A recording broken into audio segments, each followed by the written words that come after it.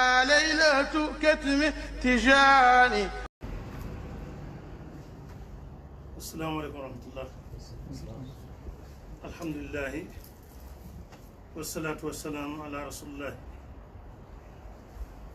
Après avoir loué Allah Tabaraka Ta'ala dans toutes ses louanges et prié sur le saint prophète Muhammad sallallahu alayhi wa sallam, je dis à l'auditoire Assalamu alaikum wa rahmatullahi wa barakatuh. La fois dernière,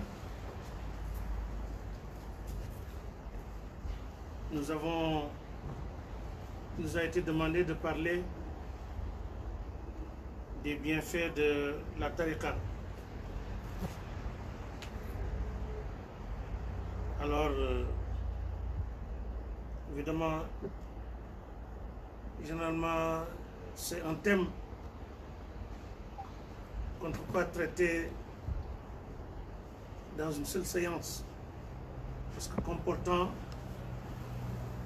beaucoup de caractères, beaucoup de critères,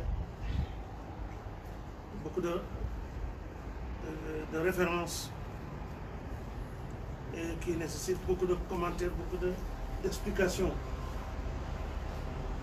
Parce que dans le monde musulman, il y a un groupe qui se suffit tout simplement à obéir aux préceptes édictés par Allah Tabaraka wa Ta'ala, après avoir témoigné de l'unicité d'Allah et que Mohammed sallallahu alayhi wa sallam est son messager, pensant que ceci était suffisant.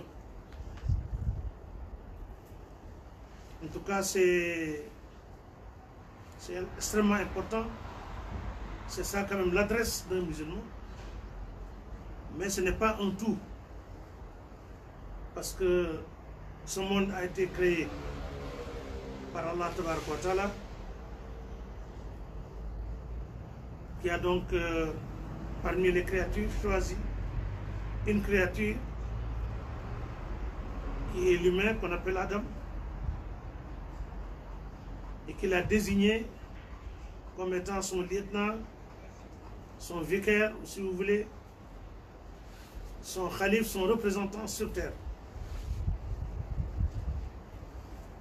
Alors,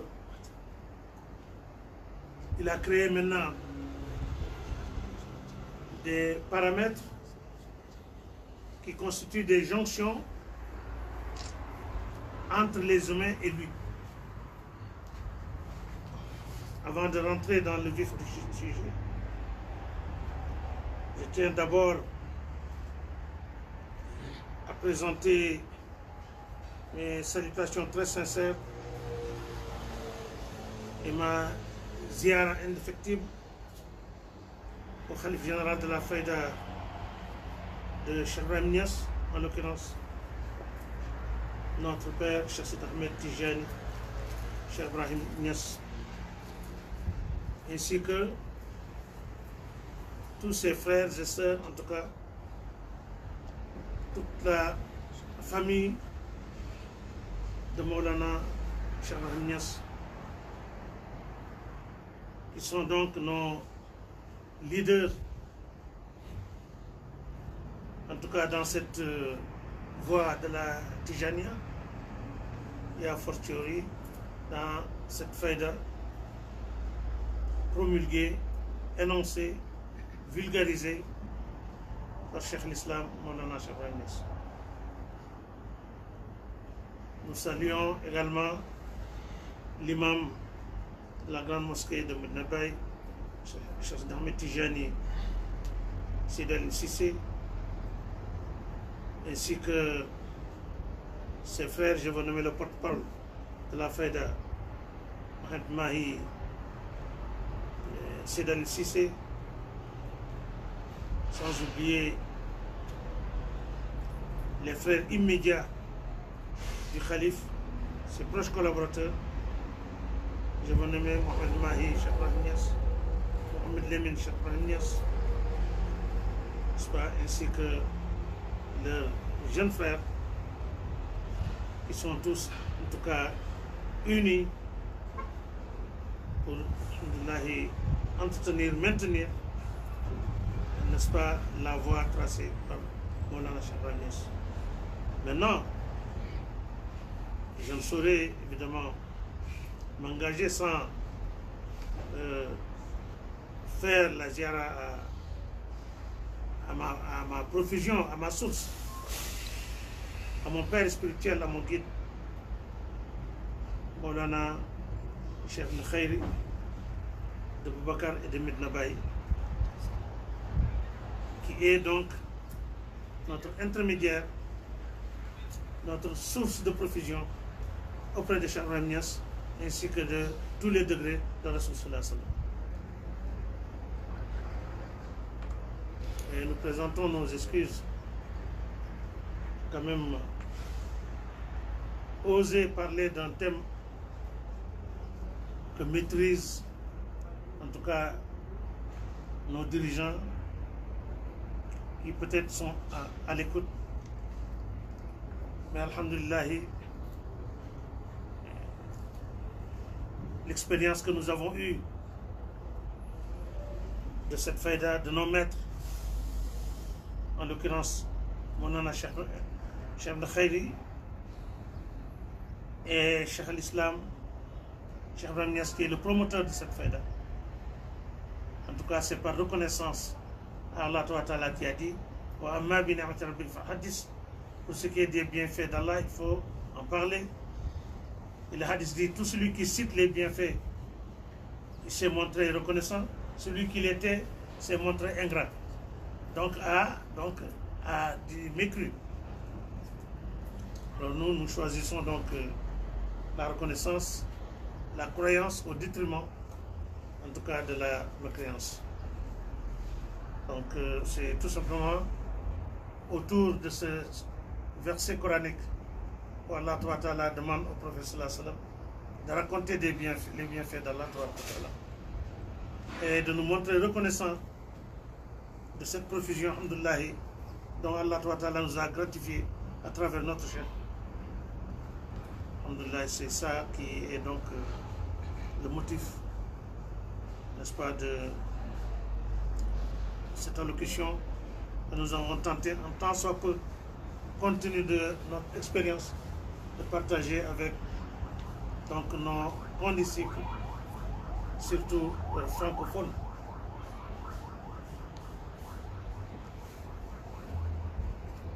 On avait parlé il y a quelque temps, durant je crois que c'était au cours du mois de Ramadan, des bienfaits de la tariqa. Mais moi, je dirais plutôt la nécessité impérieuse à un fidèle de s'affilier à une voie.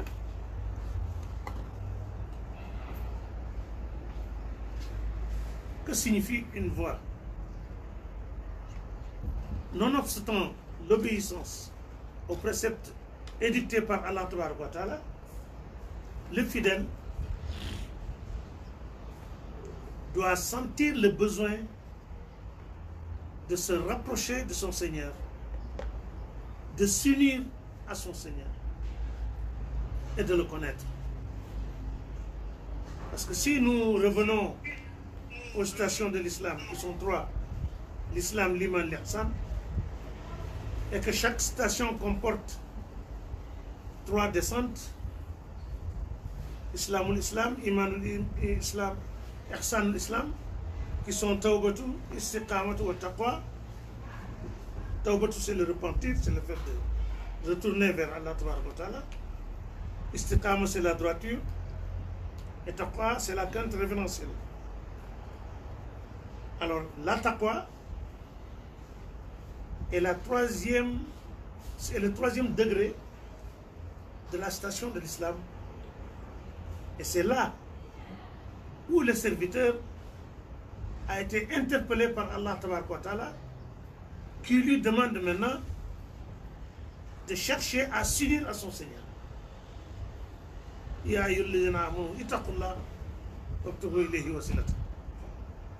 Ô vous qui croyez, craignez Dieu et cherchez donc une jonction avec lui. Cherchez à vous unir à lui. Cherchez donc un intermédiaire qui vous permettra, n'est-ce pas, de vous affilier à lui, de vous unir à lui. Un autre verset vient dire Wattabi sabila man anaba ilayya. Suivez la voie, suivez celui dont la voie retourne vers moi. Si quelqu'un a des préceptes qui lui ont permis de s'unir à Allah, si vous le suivez, forcément, vous obtiendrez cette union. Un autre verset revient pour dire Ittaqullah, craignez Dieu, wa kunu ma sadiqin, et demeurez avec les véridiques. Ce qui fait, la taqwa est donc le troisième degré des degrés de la station de l'islam. C'est là maintenant où les serviteurs, n'est-ce pas, parce que la taqwa c'est quoi? La crainte révérentielle consiste, n'est-ce pas, après avoir donc témoigné de l'unicité d'Allah et que Mohammed était son messager, obéir aux préceptes édictés par Allah Ta'ala, donc qui nous a donc exhorté à prier, à jeûner, à donc faire le hajj si on en a les possibilités, à donc prélever la zakat si on a des biens qui le nécessitent. Ça c'est des actes d'obéissance, n'est-ce pas, des préceptes ordonnés par Allah Ta'ala, et que le sujet, et que le fidèle donc s'attelle à donc respecter, à donc appliquer. Maintenant, c'est là où il a la crainte d'Allah. Comme maintenant il a la crainte d'Allah, on lui demande maintenant, c'est Dieu même c'est le Coran même qui lui demande de chercher maintenant à s'unir à Allah. Alors là maintenant, la deuxième citation, parce que là c'était l'islam, l'islam c'est un acte de soumission. Il y a des bédouins qui s'étaient convertis à l'islam et ils ont dit Amanna, nous avons cru. Immédiatement, Allah a réagi pour leur dire non, dites Aslamna, nous sommes soumis, mais la foi n'a pas encore intégré vos cœurs. Donc si on revient un peu en arrière, on verra que les préceptes islamiques, donc la première citation, n'est-ce pas, sont donc menés, sont appliqués par les organes physiques, n'est-ce pas, par le corps. Alors que la deuxième citation, qui se trouve être la foi, là maintenant, il y a un organe enfermé dans la poitrine, qu'on appelle le cœur, qui est aussi interpellé. Donc le sujet, n'est-ce pas, doit adorer Dieu, d'abord par ses membres physiques. Là c'est l'obéissance aux préceptes édités par Allah, mais également le cœur doit aussi s'activer à adorer Allah Ta'ala. Le premier acte d'adoration, n'est-ce pas, où sont les membres donc physiques qui l'accomplissent, c'est ça ce qu'on appelle ibadatu. La ibadatu, c'est-à-dire ce sont des préceptes édictés par Allah, des règles édictées par Allah Ta'ala, et que le fidèle, n'est-ce pas, se charge d'appliquer. Maintenant, quand il veut maintenant intégrer la station de l'iman, qui est la foi, là c'est le cœur qui est interpellé. Là, il vient dans un cadre qu'on appelle ubudiyatu. Là-bas, ibadatu, c'est des règles, n'est-ce pas, prescrites par Allah Ta'ala, alors que la personne même qui cherche à se transformer, c'est la personne même qui cherche à se perfectionner. Par quel moyen, n'est-ce pas, le serviteur s'élève, par quel moyen le serviteur en tout cas évolue, par quel moyen le serviteur se rapproche de son Seigneur. Il y a un organe de tout ce que Dieu a créé. Il a choisi une créature qui est l'humain, et au sein de cette créature, il a choisi une chair qu'on appelle le cœur, et il l'a dit dans un hadith qudsi, la yasawni ardi wala samai, ma terre ne peut me contenir, mon ciel de même, yasawni qalbul abdul mu'min, je n'ai de place que dans le cœur de mon fidèle serviteur. un autre hadith qudsi vient, je fais le tour, n'est-ce pas, c'est Dieu qui parle, je fais le tour du cœur de mon serviteur par 24 heures, 7 fois, 70 fois, 700 fois, désirant y pénétrer, c'est-à-dire désirant pénétrer dans le cœur. Mais si je constate, ne serait-ce que le poids d'un atome, de ce qui est en dehors de moi, dans ce cœur, je ne pénètre pas donc dans ce cœur. D'où maintenant la nécessité impérieuse de purifier le cœur pour que ce soit un réceptacle digne de la présence divine. Maintenant, les moyens par lesquels le serviteur passe tout en s'attelant au Coran et à la Sunna, les moyens par lesquels il passe pour purifier ce cœur, pour mériter maintenant la présence d'Allah Tabaraka wa Ta'ala, c'est ça la tariqa. C'est comme vous êtes malade, vous venez voir le médecin, les diagnostics qu'il vous fait, les examens qu'il vous prescrit, les analyses, ensuite l'ordonnance qu'il vous prescrit, le mode d'emploi des médicaments. C'est ça la voie pour aller vers la guérison. Ça, c'est pour le cas pathologique. La maladie du corps.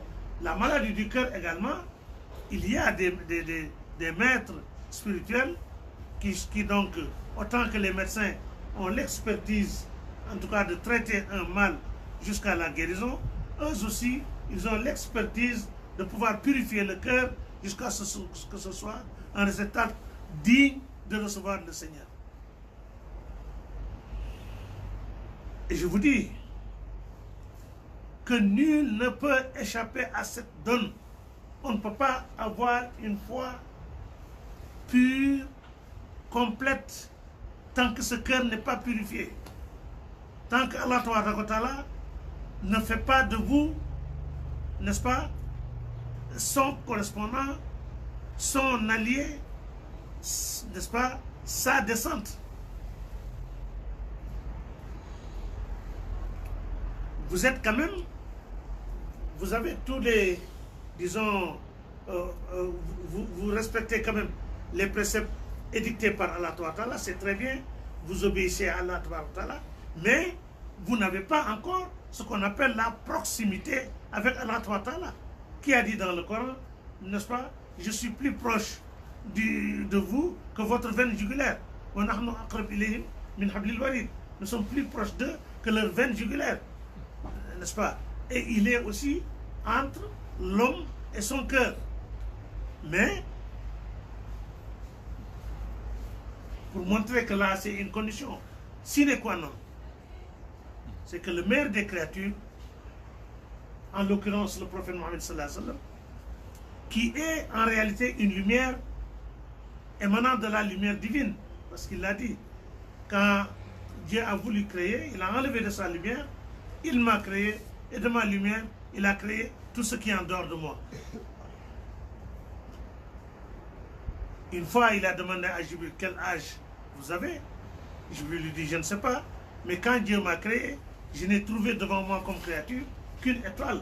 Cette étoile apparaissait 70 000 ans, n'est-ce pas, à ma vue, pour disparaître pendant 70 000 ans de ma vue, pour réapparaître à nouveau pendant 70 000 ans et disparaître à nouveau pendant 70 000 ans. Et j'ai eu à l'observer 70 000 fois. Le prophète sallallahu alayhi wa sallam lui dit, Zalik al-Najmu'ana, cette étoile c'était moi. Mais nous savons tous qu'une étoile ne peut pas nous édifier, encore moins une lumière. Voilà pourquoi Allah Ta'ala a créé Adam pour que le promoteur de cette lumière, cette étoile donc, puisse apparaître en tant qu'être humain et nous parler d'Allah Ta'ala, nous montrer, n'est-ce pas, la voie par laquelle, n'est-ce pas, nous devons, la voie que nous devons suivre, et qui nous a créé, qui est le Créateur, et comment, n'est-ce pas, on doit l'adorer. Maintenant, quand Dieu l'a créé, l'a fait apparaître en tant qu'être humain, s'il avait une particularité que les humains n'ont pas, les gens auraient dit, celui-là, ça ne peut pas être notre modèle. On ne peut pas l'imiter parce que nous avons tel et tel, lui il est indemne de ça. C'est pourquoi quand on dit au prophète sallallahu alayhi wa sallam, si Dieu devait envoyer un messager vers nous, ce serait un ange. Il a des anges. Vous êtes un humain comme nous, vous portez les mêmes habits que nous, vous mangez ce que nous mangeons, on se bouscule dans les marchés, et vous voulez dire que Dieu vous a envoyé. Dieu a réagi pour leur dire, si je devais envoyer un ange, il serait un être humain. Il aurait porté les mêmes habits que vous. Il aurait mangé ce que vous mangez. Parce que c'est ça qui fait que, n'est-ce pas, nous devons donc limiter. Nous devons en faire un modèle parce que nous avons les mêmes critères de création. Maintenant, il y a une particularité qui fait qu'il soit notre modèle. C'est normal. C'est pourquoi quand le Coran dit قُلْ إِنَّمَا أَنَا بَشَرٌ مِثْلُكُمْ, dites-leur que je suis, n'est-ce pas, un humain, n'est-ce pas, comme vous, mais qui a été révélé. Alors, qui a été révélé, c'est là où il s'est détaché des humains, n'est-ce pas? Alors, c'est pour ça que Mohamed Boussaïri dit Mohamed Bachar. Mohamed est un humain, là qu'un Bachar. Mais quel humain? Il est plutôt un diamant au milieu de cailloux. Maintenant, c'est là où je voulais en tout cas attirer l'attention. C'est-à-dire que il a fallu, en tant qu'être humain, ayant tous les critères d'un être humain, il a eu besoin qu'on lui purifie le cœur pour qu'il puisse donc atteindre la dimension qui lui est dévolue par Allah Tabaraka wa Ta'ala. Cheikh l'Islam, Cheikh Ibrahim Niass, raconte dans la sira du prophète sallallahu alayhi wa sallam que lors de sa naissance, les dames qui assistaient notre mère Aminatou, à un certain moment, le bébé a disparu de leur vue. Où est le bébé? Où est le bébé? Tout d'un coup, elles revoient le bébé à sa place. Alors Cheikh Ibrahim dit que au moment où le bébé a disparu de leur vue, c'est Jibril et des anges qui l'ont prélevé, qui ont ouvert sa poitrine, qui ont enlevé le cœur, qui ont donc extrait des souillures et qui ont mis de la lumière, ils ont fermé, ils l'ont remis à sa place. Ça, c'est la première déchirure. La deuxième, c'est quand il était chez Halima. Alors, il est sorti avec les jeunes de son âge. Jibril et les anges sont revenus pour une deuxième opération. Ils ne pouvaient pas le faire devant les enfants. Ils se sont transformés en chacal. Les enfants ont fui, sauf le prophète sallallahu alayhi wa sallam. Ils l'ont pris, ils l'ont enlevé, ouvert la poitrine, ils ont enlevé le cœur. Là, Cheikh Ibrahim dit, il y a un caillot de sang qui se trouve être le siège de Shaitan dans le cœur. Alors, ce caillot de sang a été extrait du cœur du prophète sallallahu alayhi wa sallam. Voilà pourquoi Cheikh Ibrahim dit que le Shaitan de Rasoul sallallahu alayhi wa sallam s'est repenti parce qu'il n'a pas, n'est-ce pas, de place dans son cœur pour, n'est-ce pas, l'influencer, pour lui recommander le mal. Alors, quand il est devenu adulte, avant que le message donc n'arrive, il y a eu une troisième et certainement dernière déchirure, n'est-ce pas? Là, le nafs, quand Dieu l'a créé avec des désirs qui viennent au nafs. Le nafs, c'est l'ego. Donc des désirs égoïstes, ce qu'on appelle hawa nafs. Donc lui, ses désirs ont été orientés vers Allah Tabaraka wa Ta'ala, à telle enseigne qu'il n'a pas de désir pour lui-même. C'est pourquoi le Coran le qualifie wa ma yantiqu anil hawa. Donc il n'a pas les désirs ne l'occupent pas. Les désirs personnels ne l'occupent pas, sallallahu alayhi wa sallam. C'est en ce moment maintenant qu'il a reçu le message divin. Alors, la question maintenant que je me pose est que ici, est-ce qu'il y a un fidèle serviteur d'Allah, un musulman, qui peut prétendre avoir une foi pure, un cœur purifié, n'est-ce pas, sans se rapprocher d'Allah, sans subir, en tout cas, les mêmes opérations, n'est-ce pas, qui ont été suivies par le prophète sallallahu alayhi wa sallam? Certainement que ce n'est pas possible. C'est notre modèle. Maintenant, nous n'avons pas le privilège que des anges viennent nous le faire. Mais le remède quand même qui guérit la maladie du cœur se trouve dans le Coran, quand Dieu dit Ala bi zikrillah tatma'innul qulub. N'est-ce pas que c'est le souvenir d'Allah, le rappel d'Allah, n'est-ce pas, l'invocation d'Allah qui raffermit les cœurs.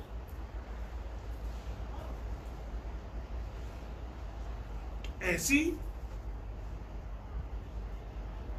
le fidèle, à un certain moment,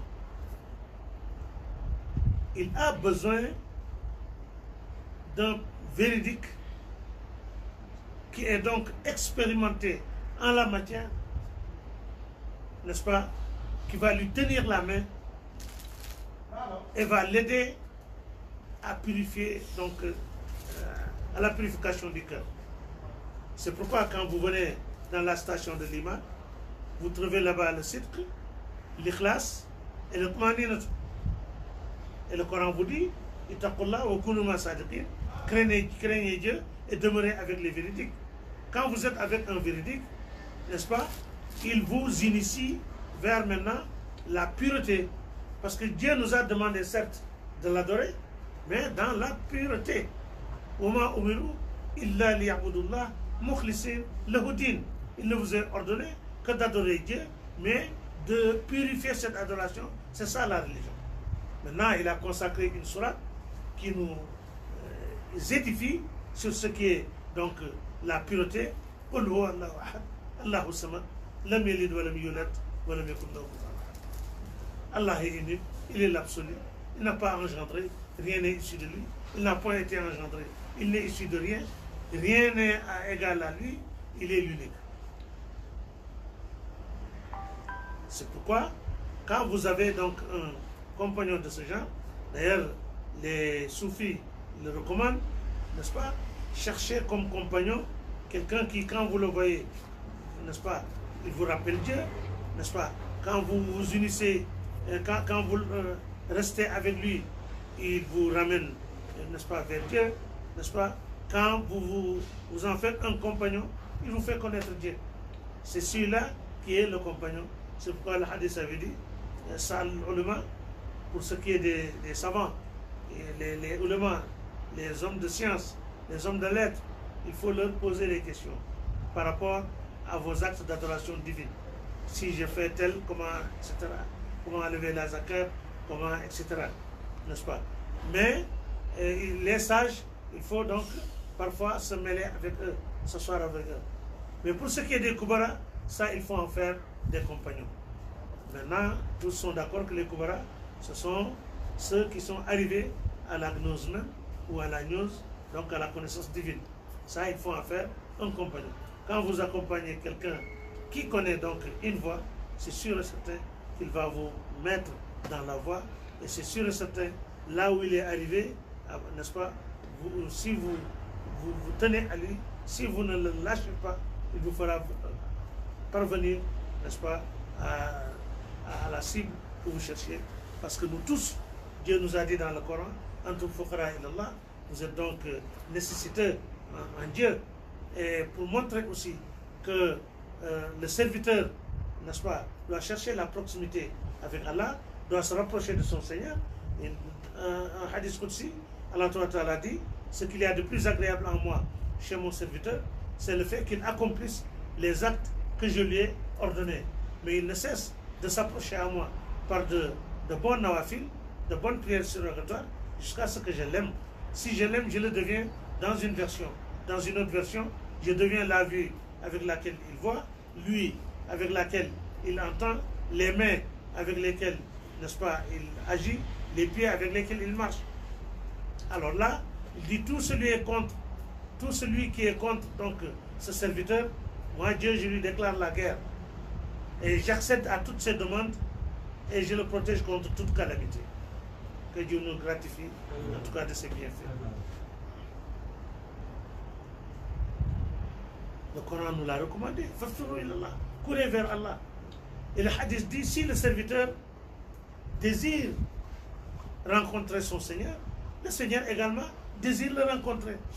Un autre hadith Qudsi vient clarifier. Il dit, si le serviteur se rapproche de moi, c'est Dieu qui parle, d'un empan, c'est-à-dire la distance, n'est-ce pas, du pouce et de l'index, je me rapproche de lui d'une coudée. S'il se rapproche de moi d'une coudée, je me rapproche de lui d'une brasse. S'il vient vers moi en marchant, je vais vers lui en courant. Donc forcément, Allah Ta'ala qui dit Kun fayakun, a plus forte raison s'il donc manifeste le désir de rencontrer son serviteur, c'est vite fait, n'est-ce pas? À plus forte raison maintenant que s'il va vers lui en courant, comme le hadith l'a dit. Donc ceci montre que si le serviteur, n'est-ce pas, a quand même, disons, les conditions, il est dans les conditions quand même pour rencontrer son Seigneur, il accepte en tout cas d'être guidé, Inch'Allah Ta'ala, il obtiendra ce qu'il désire. Parce que au fur et à mesure que le sadiq, c'est-à-dire le véridique, l'initie dans la pureté, n'est-ce pas, dans la pureté d'Allah Ta'ala, finalement, le cœur devient serein. Il obtient la sérénité du cœur. À force de lui parler d'Allah, de l'unicité d'Allah, finalement, le cœur, n'est-ce pas, devient ferme. C'est comme si, n'est-ce pas, il commence, n'est-ce pas, à sentir, n'est-ce pas, l'odeur, n'est-ce pas, de la présence divine, si on peut l'exprimer ainsi. C'est comme par exemple, il y a des nuages, bon, le vent souffle, alors tout celui qui connaît la pluie, il va sentir l'eau, mais il n'est pas encore mouillé. C'est comme aussi quand on prépare la sauce dans la marmite, n'est-ce pas, l'odeur vient vers vous, vous sentez quand même l'odeur de la sauce, vous n'avez pas encore mangé. Donc le serviteur aussi, il arrive à un moment où il commence à sentir, n'est-ce pas, disons, les splendeurs, n'est-ce pas, les bienfaits de la présence divine, tout comme donc cet air qu'il hume. Alors là maintenant, c'est là maintenant où il fait un pas pour aller maintenant dans la troisième station, qui est l'ihsan, n'est-ce pas, la bienfaisance, où il trouvera la muraqaba, mushahada ou marifa. Muraqaba, c'est quoi? C'est maintenant la vigilance, n'est-ce pas? C'est comme si vous chassez, n'est-ce pas? À un certain moment, quand vous pointez l'arme, le fusil vers votre cible, il vous arrive même de retenir, n'est-ce pas, votre souffle. Toute votre attention est concentrée à la cible. Alors, si le serviteur, n'est-ce pas, désire rencontrer son Seigneur, le maître spirituel, n'est-ce pas, qui le guide, il l'éduque, n'est-ce pas, à se concentrer à la présence d'Allah, à se souvenir d'Allah, où qu'il soit, comme ceux qui, le Coran dit, ceux qui se souviennent d'Allah, n'est-ce pas, qui se souviennent de Dieu, debout, assis et couché. Alors, cette vigilance maintenant comporte aussi trois stations, 3 degrés. Il y a Muraqaba, ce qu'on appelle Muraqaba Sukhra, il y a Muraqaba Wusta et Muraqaba Kubra. Muraqaba Sukhra, c'est la petite vigilance. C'est-à-dire là maintenant le serviteur, il est tellement donc éduqué, il est tellement, le cœur est tellement purifié au profit de la présence divine, à tel enseigne que tout ce qui bouge, il le rappelle à Allah Tabaraka. S'il entend un coup de feu, il dit ça c'est un coup de feu, mais il voit que c'est Dieu qui est derrière.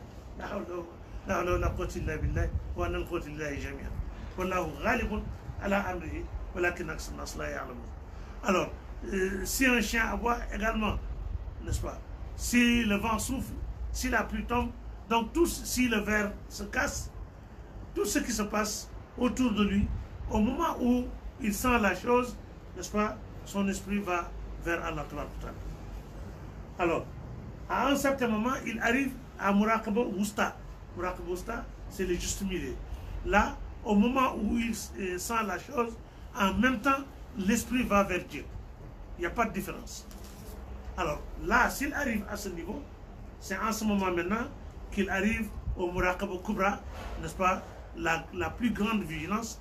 Là, si le verre se casse, avant de savoir que c'est un verre qui s'est cassé, il pense d'abord à Dieu. S'il entend le bruit d'un moteur, avant de penser que c'est le moteur d'un véhicule, il pense d'abord à Allah Tabaraka wa Ta'ala.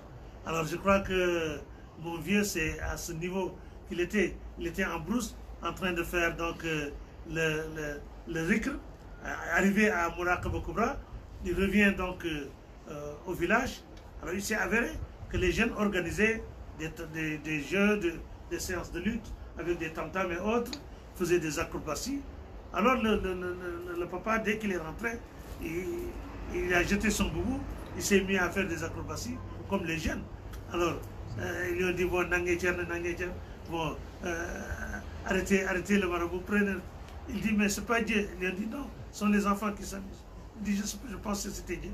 Lui, il n'entend plus le tam-tam, il ne voit plus les jeux, il n'entend qu'Allah. Et ça, pourtant, le Coran nous l'a dit. Rien n'existe, sinon que ça glorifie Allah par sa louange. Mais vous n'entendez pas les glorifications.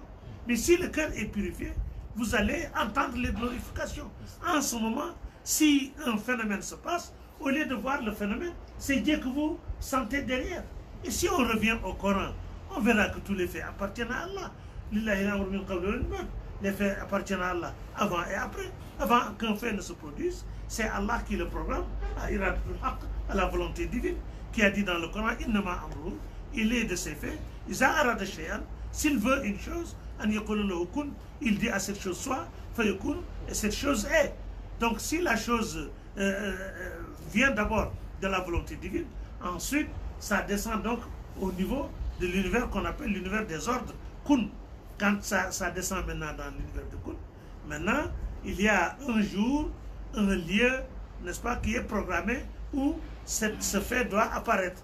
Alors là maintenant, quand le jour J arrive, là le fait apparaît. C'est pourquoi le Rasulullah sallam a dit, parce que le Coran a dit, chaque jour Allah a quelque chose, il dit et le Prophète sallam dit, ces choses apparaissent mais ne débutent pas. Maintenant, au moment où la chose se réalise, le Coran revient pour dire Dieu est triomphant sur les faits, mais beaucoup de gens ne le savent pas, n'est-ce pas? Maintenant, quand le fait se réalise, c'est vers Allah que se dirige c'est vers Allah que se dirigent les choses, jusqu'à il appartient à Allah donc la fin de toutes les choses. Donc si on voit du début à la fin, c'est Allah qui est triomphant sur les faits. Mais nous, on ne sent pas celui dont le cœur n'est pas purifié. Au lieu de sentir le Créateur dans sa créature, lui qui a dit quand j'ai voulu qu'on me connaisse, j'ai créé une créature, je me suis identifié dans cette créature, pour être connu par moi.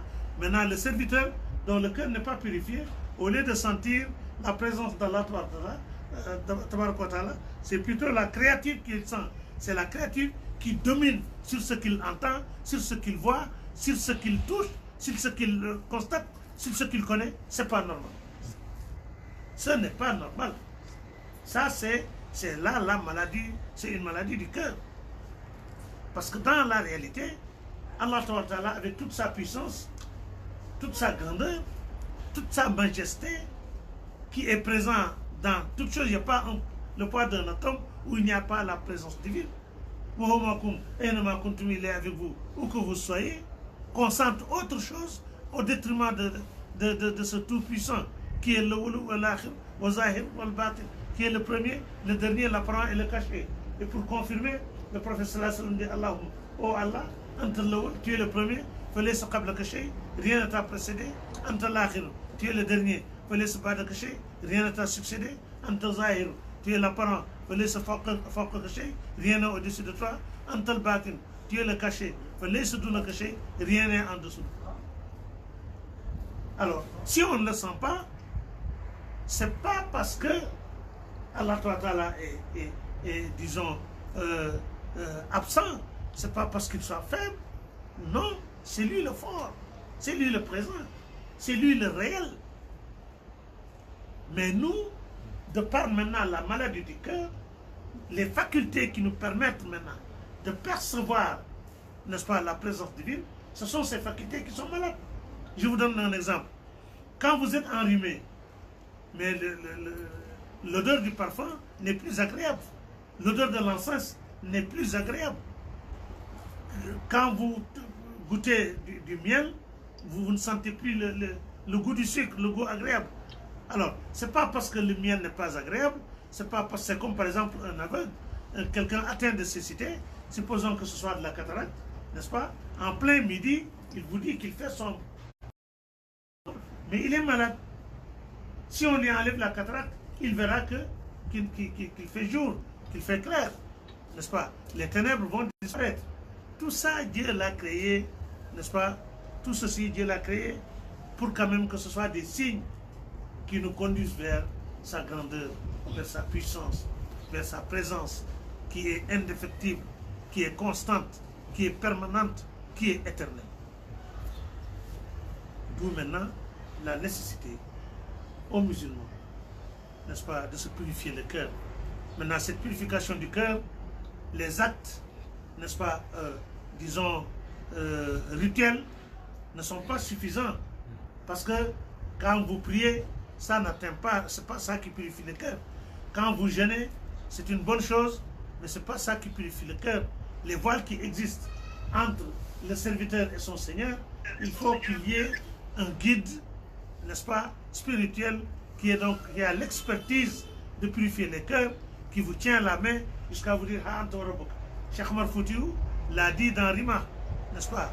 Il dit si on réunit tout ce que Dieu a créé comme créature et toutes les créatures adorent Dieu pendant 70 000 ans, on prend les bienfaits, on vous les donne, ça ne vous amènera pas à vous unir à Allah tant que vous ne visitez pas, tant que vous ne fréquentez pas les Ashabul Izn Khas, ceux qui ont une autorisation particulière. Par exemple, la Tijaniya que nous pratiquons, il y a deux autorisations. Il y a une autorisation générale et une autorisation particulière. L'autorisation générale maintenant, c'est le Muqaddam. Il vous parle, n'est-ce pas, des conditions de la tariqa. Surtout les 3 conditions sine qua non dont Cheikh Tidiane a dit, tout celui qui prend la tariqa, on n'a qu'à lui demander les 3 conditions sine qua non. S'il les accepte, on peut le permettre de pratiquer le wird. Alors, maintenant, le Muqaddam vous parle des conditions. Quand vous les acceptez, il vous donne maintenant les piliers de la tariqa, lazim matin et soir, wazifa une fois par 24 heures après le maghrib, et hadr juma, n'est-ce pas, le vendredi entre asr et avant le coucher du soleil. Alors c'est ça, le premier Muqaddam, lui il s'arrête là. Donc il vous a quand même permis d'avoir le passeport, il vous a permis d'avoir le visa, il vous a permis d'avoir le billet, mais il s'arrête là. Maintenant, le fait d'avoir le billet, d'avoir le passeport, en tout cas visé, et que vous le mettez dans votre mallette, vous restez chez vous, vous n'arriverez pas à Paris, encore moins à New York ou bien ailleurs. Donc, il y a un autre Muqaddam, lui, quel est son rôle?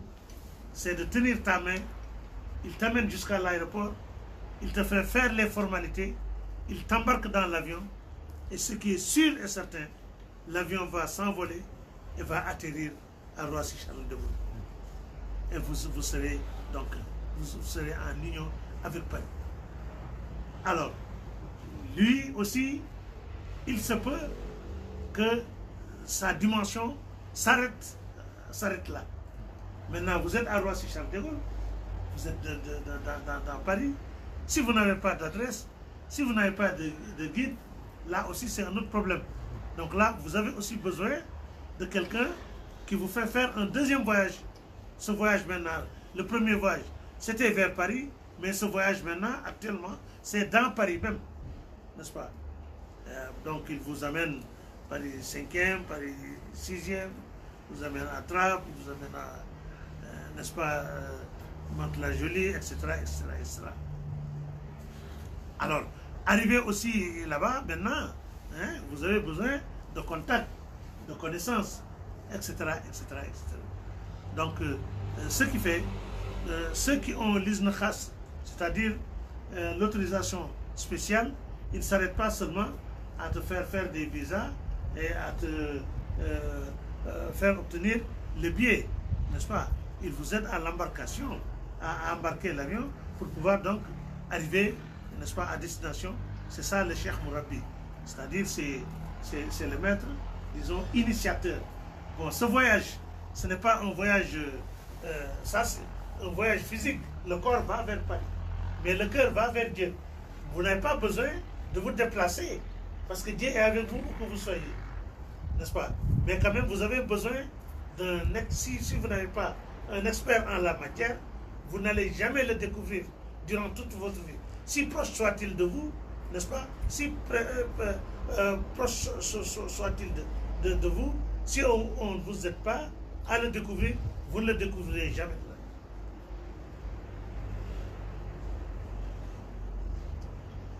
Alors là maintenant,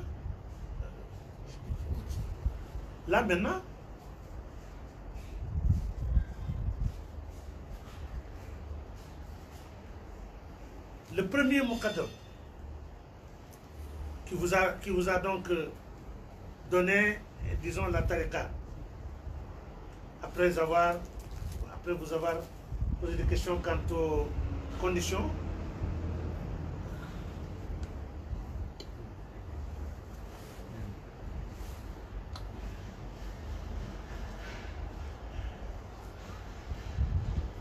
lui,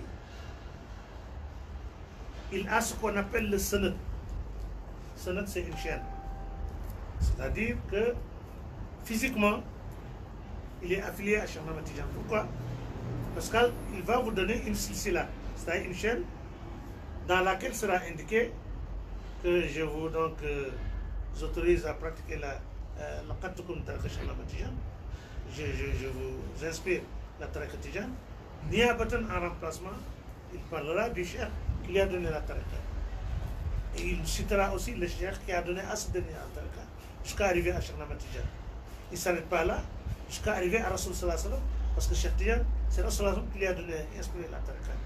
Arrivé à Rasoul sallallahu alayhi wa sallam, maintenant, ça passe à Allah ta'ala. C'est pourquoi le Coran disait, Inna lezina yubayinu, innama yubayinu Allah, yadullah fawqa aydihim. Ceux qui ont tenu le pacte d'allégeance avec vous, en fait, ils l'ont tenu avec Allah. Et c'est la main d'Allah qui est au-dessus, au-dessus d'eux. Ça, c'est ça qui montre que c'est une chaîne. Mais là, maintenant, c'est comme, par exemple, vous avez une installation électrique. N'est-ce pas?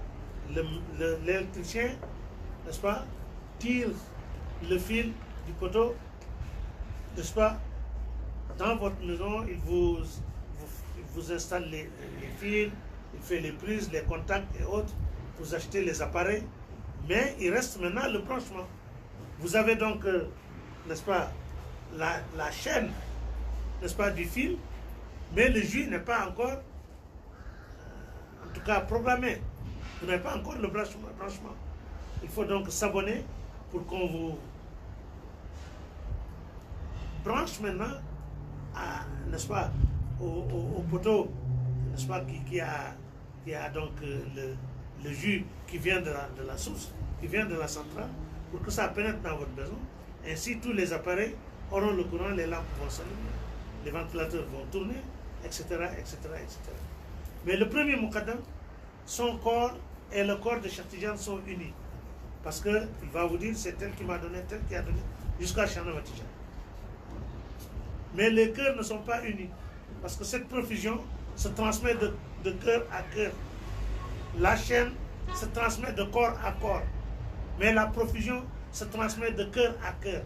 Si maintenant le Muqaddam, son cœur n'est pas donc connecté avec le cœur de Cheikh Ahmed Tidiane, il vous inspire la tariqa, vous pouvez donc la pratiquer pendant 5 ans, pendant 10 ans, 15 ans, 20 ans, 30 ans, 40 ans, mais vous n'avancez pas.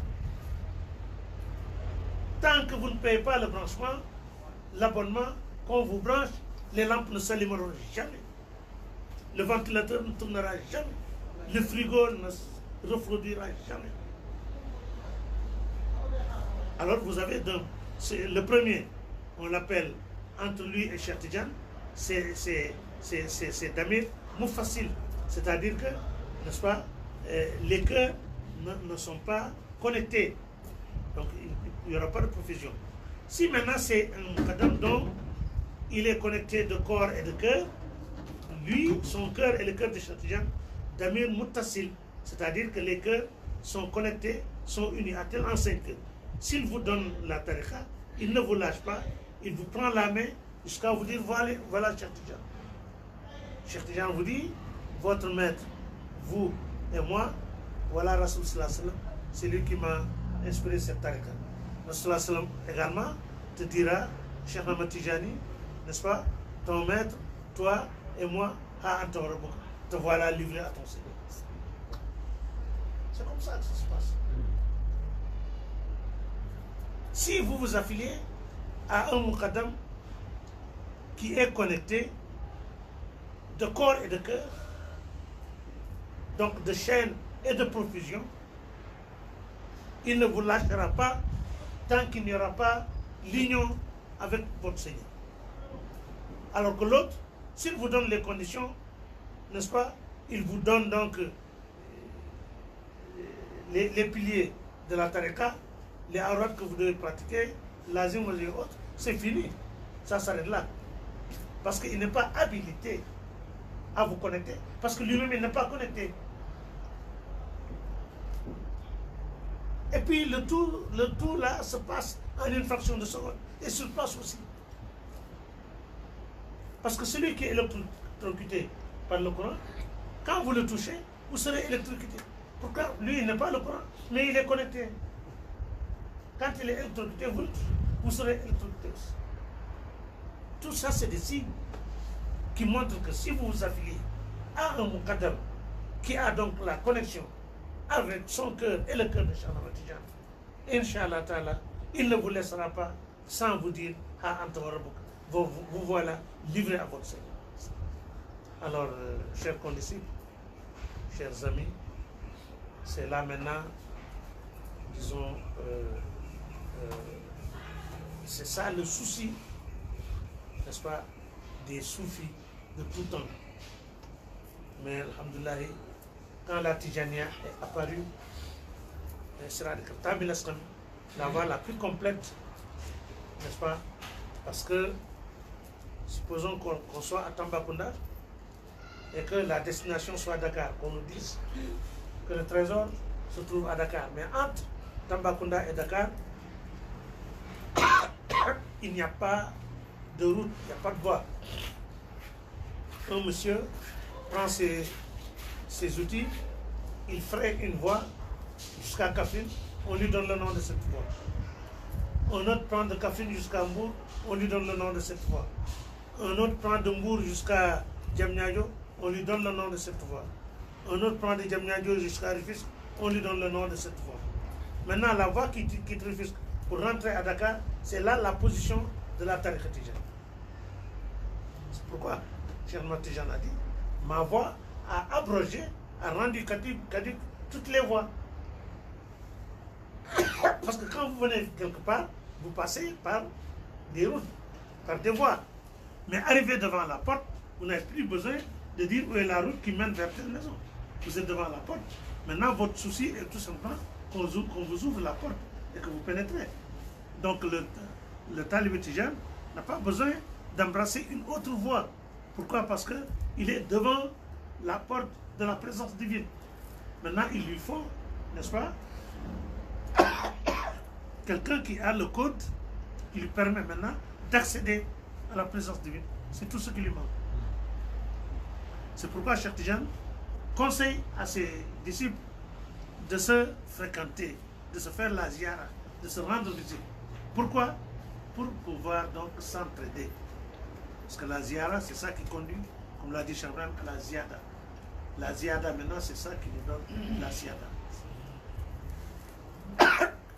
Alors, donc, quand la tariqa Tijane est apparue, on est arrivé devant la porte, mais Cheikh Tidiane devait avoir un calife, n'est-ce pas, qui allait maintenant, qui a pour rôle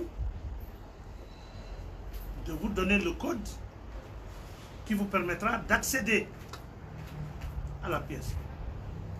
Parce que si par exemple, vous avez un coffre devant vous, que c'est un code qui vous permet de l'ouvrir, vous aurez beau défoncer, vous aurez beau forcer, le coffre ne s'ouvrira pas. Mais si vous connaissez donc le code, il suffit de le mettre, le coffre s'ouvre sans aucune difficulté. Ce qui fait maintenant, Cheikh Tidiane, n'est-ce pas, il a énoncé la présence de ce calife à plus d'un titre. Il a dit, vers la fin des temps, il y aura une crue, n'est-ce pas, une abondance d'eau qui va donc émerger au sein de mes compagnons. Jusqu'à ce que vous constatez que les gens, n'est-ce pas, pénètrent, s'affilient à la tariqa en grand nombre. Ce n'est plus par 5 personnes, 10, 20, non, c'est des milliers, c'est des millions même qui viennent. Et il avait indiqué également la période à laquelle cette faïda allait apparaître. Il allait dire que ce serait une période de difficulté et donc de détresse, une période de crise. Nous savons tous que c'est en 1929 que Cheikh Ibrahim a proclamé la faïda, et c'était la crise économique mondiale, dans l'apparence.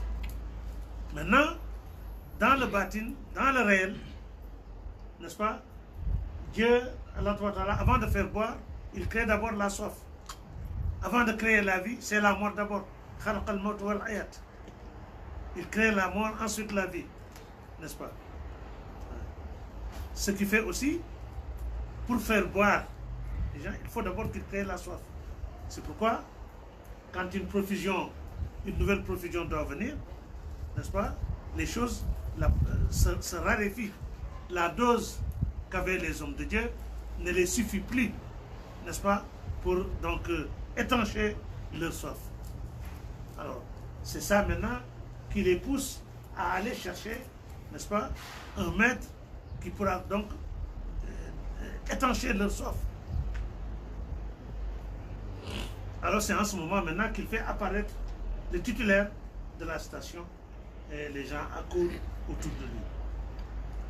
Donc il avait donné beaucoup de signes concernant donc cet événement grandiose. Il avait donné beaucoup de signes concernant ce calife. Il avait dit que il y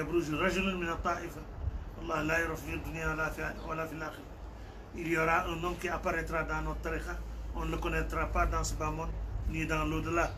Il avait dit aussi, il y a un groupe parmi mes compagnons, il y a un groupe dont quand tu prends une mèche de ses cheveux, l'un d'eux, tu prends une mèche de ses cheveux, tu mets ça sur une balance, tu prends 1000 coudes, 1000 pôles qui ne sont pas tijanes, tu les mets sur une balance, la mèche de cheveux va peser plus lourd. Que dites-vous, n'est-ce pas, du dirigeant de ce groupe, du leader de ce groupe? Tout ça, c'est des signes du Sahib al-Faïda. Et il avait dit aussi que Kaba et le Chata, que les gens qui vont venir affluer vers lui seront donc, n'est-ce pas, de races différentes. Bon, si le temps l'avait permis, on aurait donné en tout cas des exemples, n'est-ce pas, sur de grandes personnalités de la Faïda, de races différentes, de Hausa, de Hantla, de Wolof, d'Arabes, de Shrofao, donc, n'est-ce pas, qui sont venus d'horizons différents, sont regroupés auprès de Cheikh l'Islam, Moulana Cheikh Ibrahim Niass. Alhamdoulillahi. Donc, eux, donc, surtout ici, nous, dans l'Afrique de l'Ouest, nous savons que c'est un certain Mohamed Al-Hafiz, donc, qui a pris la tariqa des mains de Cheikh Ahmad Tidiane, qui l'a introduit ici dans l'Afrique de l'Ouest. C'est un Mauritanien. Donc, il a donné le word à un certain Mouloudval. Abdou Karim a donné à Cheikh Omar Foutiyou. C'est Cheikh Omar Foutiyou maintenant qui a introduit la tariqa dans le Sénégal. C'est lui qui a donné à Alpha Maïrewele. Ce dernier a donné à Sid Hajmali. Il a donné à Abou Bakr. Abou Bakr a donné à Mohamed Ibrahim Foutidjeli. Mohamed Ibrahim Foutidjeli a donné à Haj Abdoulaye. Haj Abdoulaye Niass a donné à son fils Cheikh Ibrahim Niass. Donc c'est comme ça que la tariqa s'est introduite. Maintenant, si le petit-fils de Mohamed Al-Hafiz, qui avait apporté la tariqa, en l'occurrence Manna Ab, connu sous le nom de Cheikh Ali, vient donc renouveler son wird avec Cheikh Ibrahim. Vient donc cultiver le champ de Cheikh Ibrahim. Si maintenant le petit-fils de Mouloud Val, en l'occurrence Hadi Ould Saïd, vient renouveler son wird Tijan auprès de Cheikh Ibrahim, n'est-ce pas? Et si les petits-fils de Hafez Ould Khairi viennent également renouveler leur wird, si le fils de Abdallah Ould Hajj, n'est-ce pas, vient renouveler son wird, n'est-ce pas, suivant les voies de son aïeul, cela veut dire qu'il y a une particularité que les gens recherchaient dans la Tijania, parce que c'était des grands khulafas, les Bediou Sidina, etc., les Mohamed Al-Hafez, les Mouloud Val, Ahmed Soukerej, Abdullahi, Ali Tamasin, Ali Harazim auparavant, n'est-ce pas, etc., etc. Que ce soit au Maroc, en Algérie, en Tunisie, jusqu'en Mauritanie, jusqu'au Sénégal. Nous avons Cheikh Omar Fouti, c'est Haj Malik, Haj Abdullah Niass, de grands ténors, de grands khulafas de la Tijania.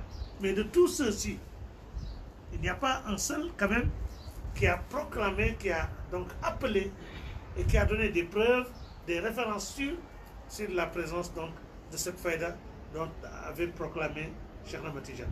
On n'a pas vu aussi, n'est-ce pas, les signes dont Cheikh Ahmed Tidiane avait déclaré, on ne les a pas vus au sein d'un autre calife qui n'est pas Cheikh l'Islam, Cheikh Ibrahim Niass.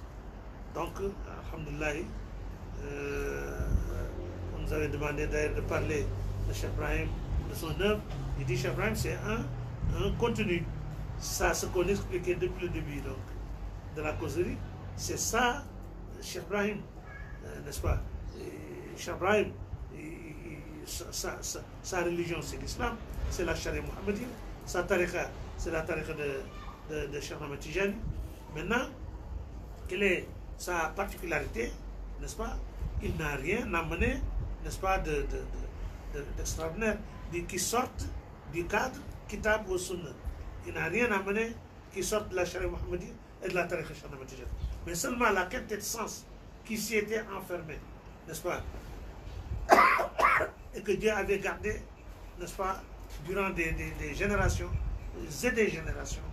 C'est donc, il fallait que ça apparaisse entre les mains d'un individu qui soit un disciple de Cheikh Ahmed Tidiane, qui soit donc l'un des khulafas de Cheikh Ahmed Tidiane.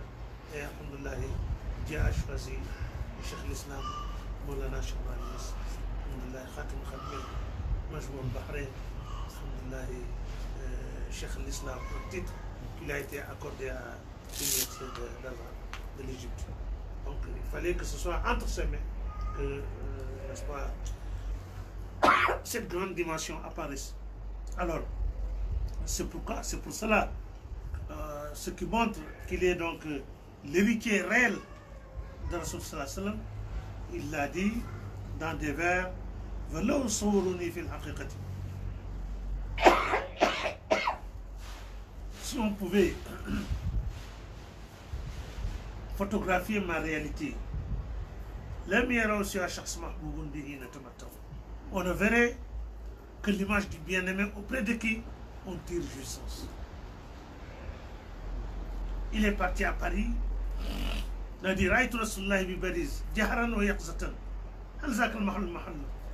j'ai vu Rasulullah à Paris. Jahran, ça veut dire physiquement. Yaqzatan, je ne dormais pas à l'œil nu. Et il ajoute, est-ce que ici c'est sa place? Quelqu'un a demandé à Moulana Cheikh Khairi, en ma présence, pourquoi Cheikh Ibrahim a dit, est-ce que Paris c'est la place du prophète? Cheikh s'est-tu un moment? Il répond, bon, s'il l'avait vu à Makkah ou bien à Médine, d'accord, mais à Paris, il s'était un moment. Après il dit, mais comme lui, Cheikh Ibrahim, il était à Paris, c'est normal qu'il voit le prophète. Il dit, c'est de cette vision que Cheikh Ahmed Tijani avait vu Rasul Yaqzatan la manam, à l'œil nu et pas en sommeil. Alhamdoulilah. Donc là, on revient un peu en arrière sur le prophète qui a deux aspects. Un aspect où, alhamdoulilah, Dieu donne l'esprit, il n'a monté en Qasim, ça c'est sa siada, c'est sa seigneurie, il est donc c'est de l'oujou, Seigneur par rapport, n'est-ce pas, aux créatures, parce que tout ce qu'Allah a programmé pour les créatures passe par lui. Mais il a donc un autre aspect où rien ne s'interpose entre lui et Allah. C'est là maintenant l'héritage de Maulana Cheikh l'Islam, Cheikh Ibrahim Niass. Voilà pourquoi quand il est apparu, l'accès, n'est-ce pas, à la divinité est devenu aisé, n'est-ce pas, est devenu facile. Pourquoi? Parce que les moyens existent, n'est-ce pas? Avant, si riche sois-tu, quand tu allais au Hajj, tu allais à pied, il fallait faire 1 an, n'est-ce pas? Aujourd'hui, tu vois un beaucoup moins riche, peut-être même un pauvre, à qui donc on donne un billet de Hajj, n'est-ce pas? C'est l'avion qui le prend. En quelques heures, il est à Jeddah ou bien il est à Médine Mounawara même. Il est devant le prophète, n'est-ce pas? Il habite dans des 30e étages, etc. etc. C'est des bus climatisés qui l'amènent à la Mecque, à Mouna, à Arafat, etc. etc. En un temps record, avant même 1 mois, il termine le Hajj, il revient. Alors que beaucoup plus riche que lui était là, mais il devait faire 1 an parce qu'il n'y avait pas d'avion. Bon, là aussi, pour ce qui est ce qu'on appelle le madad, la profusion, avant que cela n'apparaisse, avant que la tariqa tijane en tout cas n'apparaisse, le soufisme était extrêmement difficile. Les gens faisaient des années pour avoir l'ouverture. Il fallait aussi se mortifier l'âme, il fallait habiter en brousse, etc. Alors maintenant, tu habites dans les palais, dans des avions, tu portes de beaux habits, tu manges excellemment bien et tu arrives à Allah en un temps record. Ce n'est pas parce que tu es meilleur que les premiers, mais c'est ton époque qui est meilleure que l'autre époque. C'est donc, n'est-ce pas, l'évolution, n'est-ce pas, qui l'a recommandé ainsi. Avant, il n'y avait pas d'avion, donc il fallait marcher à pied. Maintenant, il y a l'avion. Avant, il n'y avait pas de zikr qui vous permettait, en tout cas, d'accéder à la présence, n'est-ce pas, de l'essence divine. Actuellement, alhamdoulilah, l'outil existe. Nous avons cela Fatih Lima Orlek et l'autorisation est là et c'est devenu aisé. Donc, qu'Allah nous renforce. Allahumma lana haqqan warzuqna ittiba'ahu anna al-batila batilan wa la tajalna ittiba'ahu nabina sahibillah alhamdu shafa'ati al-qaid Allahumma ja'al faqi nuran tahti nuran farai nuran ghadabi nuran khafi nuran sami nuran lahmi nuran jazimi nuran وأجرنا من شرور أنفسنا سيئات أعمالنا سيئات ألسنتنا لا تجعل في قلوبنا غلا للذين آمنوا ربنا إنك رؤوف رحيم اللهم صل على سيدنا الفاتح والخاتم والأسباب ناصر الحق بالحق الهادي إلى صراط المستقيم وعلى آله حق المقدار العظيم. Prochainement maintenant, on s'engagera directement, n'est-ce pas, dans la faïda et aussi on essaiera de présenter cette grande personnalité, ce personnage, en l'occurrence, n'est-ce pas, Cheikh Ibrahim Niass. Parce qu'avant de planter, avant de semer, il faut d'abord défricher. Donc il fallait d'abord, quand on vous dit de parler de Cheikh Ibrahim, de son œuvre, n'est-ce pas, il faut d'abord, n'est-ce pas, que les gens comprennent à quoi bon, n'est-ce pas, quel est le rôle de Cheikh Ibrahim. Que ça, c'est donc des actes d'adoration, n'est-ce pas, qui étaient là et que, évidemment, cette dimension n'était pas apparue, donc l'accès était difficile. Et maintenant, alhamdoulilah, le moment est venu et le promoteur de cette faïda est apparu. Inch'Allah, on parlera un peu d'actualité de ses interventions dans le monde musulman et un peu de sa bibliographie, de ses écrits, alhamdoulilah, et aussi de ses litanie vis-à-vis, n'est-ce pas, de son maître vis-à-vis du prophète Mohammed sallallahu alayhi wa sallam. Qu'Allah nous renforce dans cette voie du Jani sallallahu alayhi wa sallam. Qu'Allah nous permette de nous abreuver davantage dans cette faïda. Comme il l'a dit, Dieu n'a pas de fin, donc la marche vers Dieu n'a pas de fin. Qu'Allah nous accorde, n'est-ce pas, cette marche.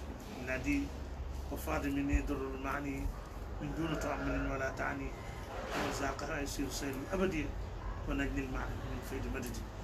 Il dit profusion qui jaillissent à partir de moi. Tout celui qui y goûte, il va marcher d'une marche éternelle et il va obtenir une marifa venant de notre réfugié. Qu'Allah nous l'accorde. C'est pourquoi Mokhtar Hindi, parmi les grands de Boubacar, il disait de bien voir cette parole de Cheikh Ibrahim, de la comparer là où Cheikh Khair dit dans son Mahbalu Ya Fawz, man hamu bihi, wa tahaqqaqu maqnunuhu, fuhum al-hudat subhanallah. On n'a qu'à faire donc la comparaison entre cette parole de Cheikh Ibrahim et en tout cas ce poème, ces vers de Mawlana Cheikh Khair. Prochainement, Inch'Allah, on rentrera un peu dans les détails pour clarifier davantage. Inch'Allah ta'ala. Jazakumullah khairan. Nous remercions donc nos fils qui nous ont permis en tout cas de communiquer ce que nous avons, ce que nous vivons à nous-mêmes, mais c'est à les dames Québec qui ont donc apporté leur matériel, tout leur savoir technique, en tout cas pour nous permettre en tout cas n'est-ce pas, de nous adresser, n'est-ce pas, au monde francophone, un temps soit peu, bien que n'est-ce pas, il doit y avoir des lacunes et autres, mais Inch'Allah on essaiera de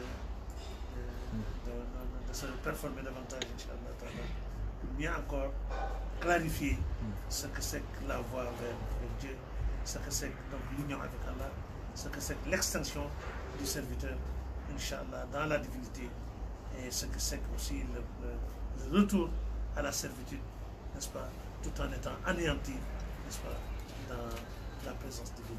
Inch'Allah, prochainement, on essaiera d'apporter des éclaircissements dans ce sens. On s'excuse, on salue tout le monde. Et on prie, nous prions tous qu'Allah garde, nous protège contre les calamités qui descendent, surtout cette pandémie qui sévit dans le monde entier. Allah nous l'éloigne, qu'Allah la détache du monde entier. Fatiha salam Fatiha.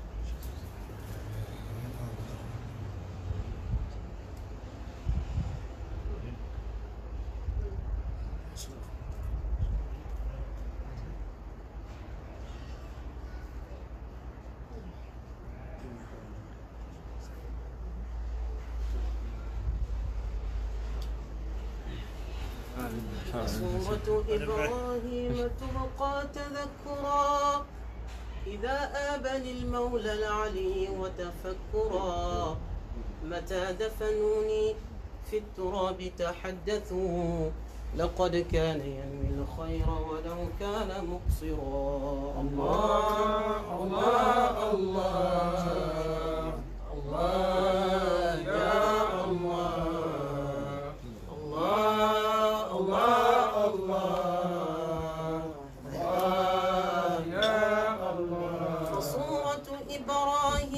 تبقى تذكرا إذا آبني المولى العلي وتفكرا متى دفنوني في التراب تحدثوا لقد كان ينوي الخير ولو كان مقصرا الله الله الله الله يا الله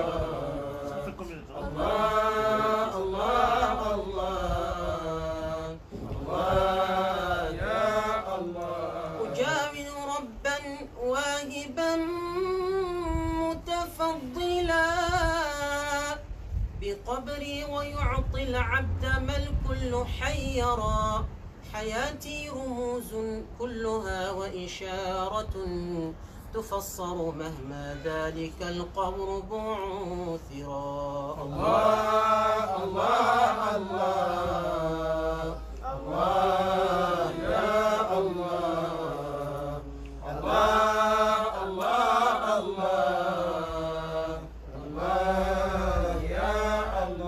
وكنت حروفا عاليات وعسطرا فوقعها شخصي متى قام مظهرا بكنزية أو كنت قبل تعرف تحرك من ذا السر ما كان ساكنا. الله الله الله الله يا الله الله الله الله الله يا الله. بكنزية أو كنت قبل تعرف تحرك من ذا السر ما كان ساكنا. بذاك بدا التشتيت من نحو سره وعلقته من ذاك الزمان إلى هنا. الله الله الله